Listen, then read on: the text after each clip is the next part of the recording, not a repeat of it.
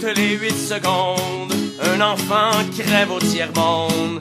Parce qu'il n'y a pas accès à l'eau et on dit que dans son pays chaud, c'est le soleil qui a séché les ruisseaux. Quand on sait qu'une toute petite fraction de tous ces budgets militaires à la con pourrait abreuver les humains, leur assurer un lendemain. Mais l'Occident s'en lave encore les mains, alors que toutes les 8 secondes se génèrent des profits immondes chez les grandes multinationales qui croient que le droit fondamental d'accès à l'eau doit devenir commercial. Aujourd'hui la source est cotée en bourse et on se calisse bien de la ressource. On nous dit que c'est inépuisable, pas besoin de gestion viable, un signe de pièce au bout de l'eau potable.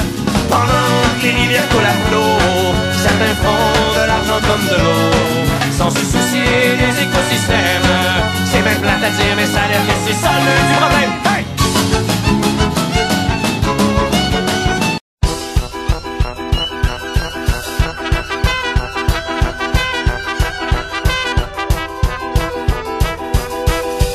Jamais su de quel pays qu'elle venait, ni même l'âge qu'elle avait ou comment qu'elle s'appelait. Mais tout le monde la surnommait la reine, dans le bout de la rue Sainte-Catherine et de la Maine.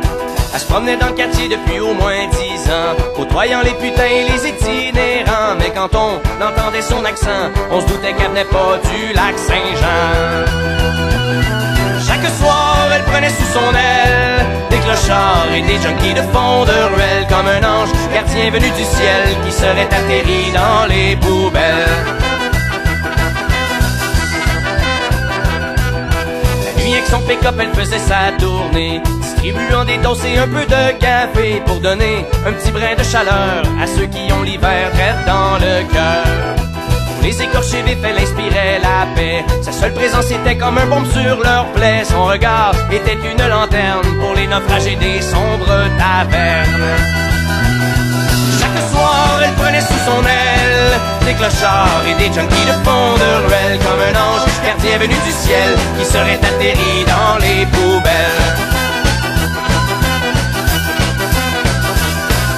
Selon ce que dit Polo, un chauffeur de taxi, elle aurait fui la guerre pour émigrer ici. Il y a de cela une couple de décennies, quand on fait son petit gars pis son mari. Et ce qu'elle aurait trouvé pour s'accrocher à vie, c'est de s'occuper des pauvres et des plus démunis. Au lieu de vivre triste éternellement, elle avait maintenant des centaines d'enfants. Chaque soir, elle prenait sous son aile des clochards et des junkies de fond de ruelle, comme un ange gardien venu du ciel qui serait atterri dans les poubelles.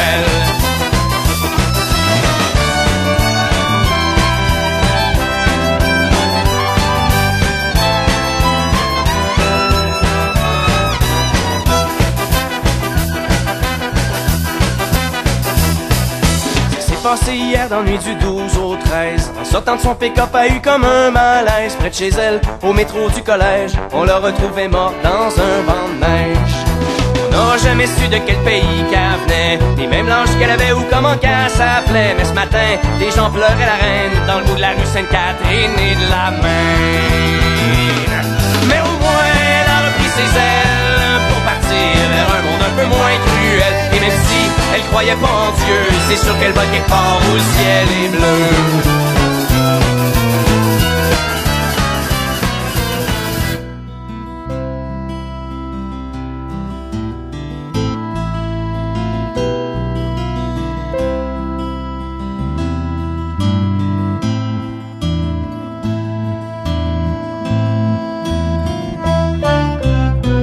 C'est à soir, il mouille assez haut, on a donné un pas pire chaud. Le motel est pas vraiment swell, une chance t'es là pis que je te trouve belle. Je te regarde dormir comme un bébé, c'est plate, j'avais envie de jaser. C'est pas grave, je suis habitué chérie, me parler tout seul ces temps-ci.